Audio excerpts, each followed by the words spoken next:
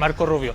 Lo curioso fue que en esta cumbre, en este encuentro, no participó ni Ucrania, ni la Unión Europea, ni la OTAN. Para conversar más sobre este encuentro estamos con Fernando Wilson, académico de la Universidad Adolfo Ibáñez, y amigo de la casa a esta altura. Fernando, bienvenido a Hora de Noticias. Hola, buenas tardes, muchas gracias por la invitación. Oye, Fernando, entrando de lleno ya a este tema, ¿es un balde de agua fría para Ucrania, para la Unión Europea y para la OTAN este encuentro entre Rusia y Estados Unidos? Encuentro que además ambas partes han calificado como algo bastante fructífero, por así decirlo. A ver, matices, ni tanto ni tampoco. Indudablemente esto es un proceso que ya llevaba décadas en desarrollo, desde el gobierno de Clinton en la década de los 90, en que Estados Unidos siente que Europa dejó de gastar en defensa para depender completamente del paraguas nuclear norteamericano, sobre todo después del Tratado de Dayton en Ohio, que puso fin al conflicto bosnio, y que de alguna manera ha llevado que países como España, que gastan el 0,79% de su presupuesto en defensa, o países como Alemania, que gastan el 1,2%, es decir, bien por debajo del 2% que exige la Carta Atlántica, claramente estaban abusando de alguna manera de Estados Unidos.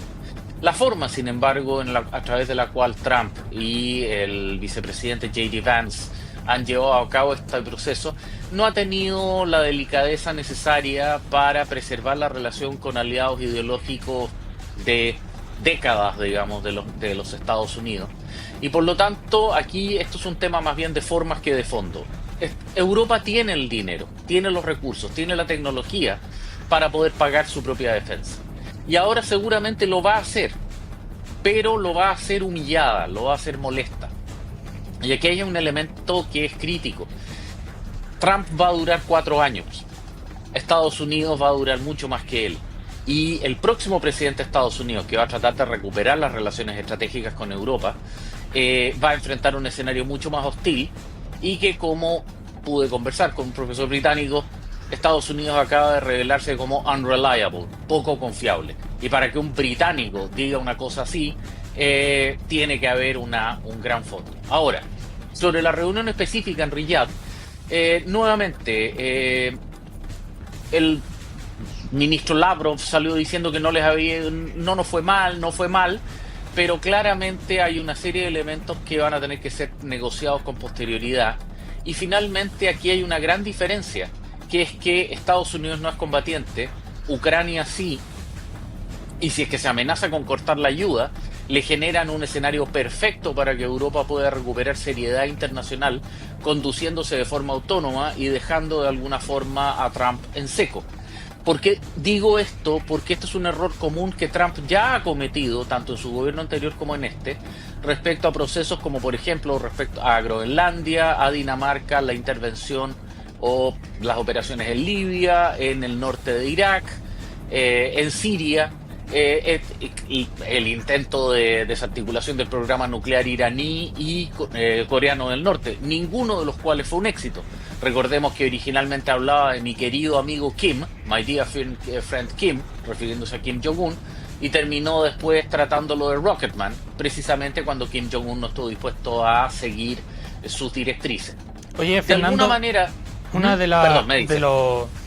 los acuerdos o especie de semi-acuerdos alcanzados durante Estados Unidos y Rusia en esta cumbre fue que se van a ir restableciendo relaciones que no están rotas como tal, pero sino, por ejemplo, se van a reponer personal de embajada en Washington, en Moscú. ¿Cómo ve este acercamiento el bloque pro-Ucrania? ¿O es simplemente una señal simbólica de que los tiempos están cambiando un poquito nomás?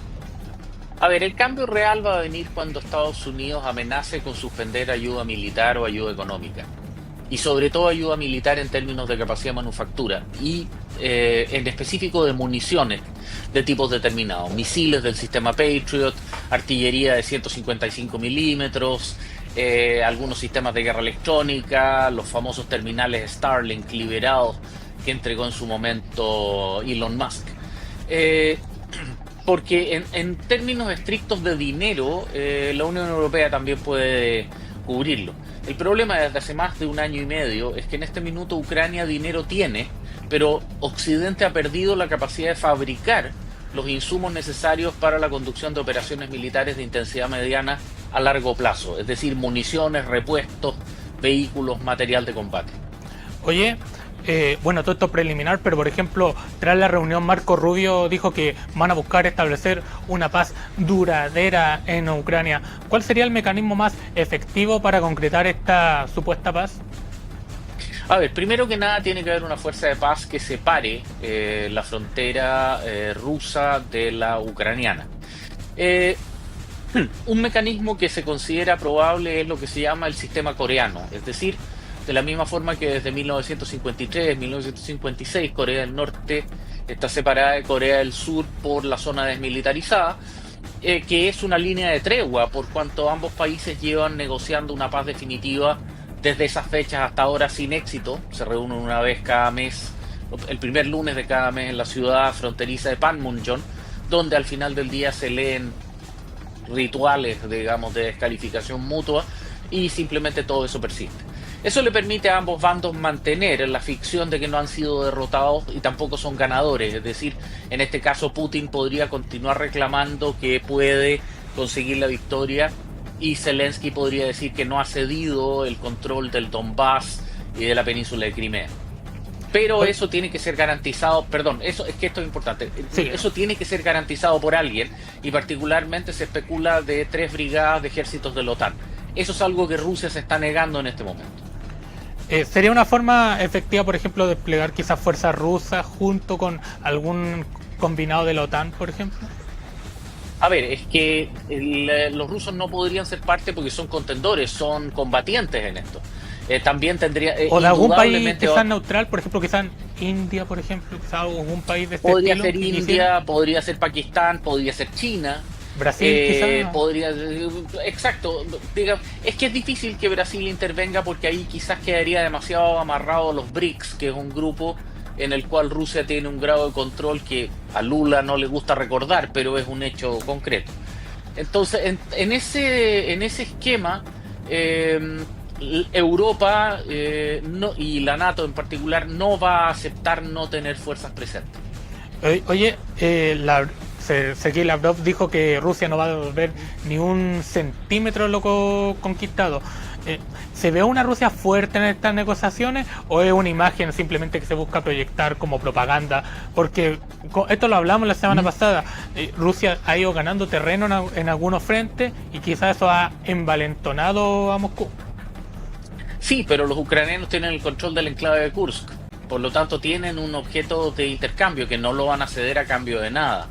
Y de la misma forma también el ejército ruso está evidentemente exhausto. Lleva 3 años de combatir una guerra que no esperaba y para la que no estaba preparado. Por algo tiene soldados norcoreanos en la línea, por algo recibe drones iraníes, munición norcoreana, es decir, de alguna forma, y bueno, basta con ver el equipo que el ejército ruso tiene desplegado en la línea de combate. Se han visto tanques que tienen más de 60 años de fabricados, tanques T-64 producidos en la década del 50, por lo tanto, la verdad es que Rusia, si bien es una potencia nuclear con un disuasivo nuclear de alta capacidad, su capacidad convencional tiene un grado de desgaste y de erosión que es sencillamente gigantesco.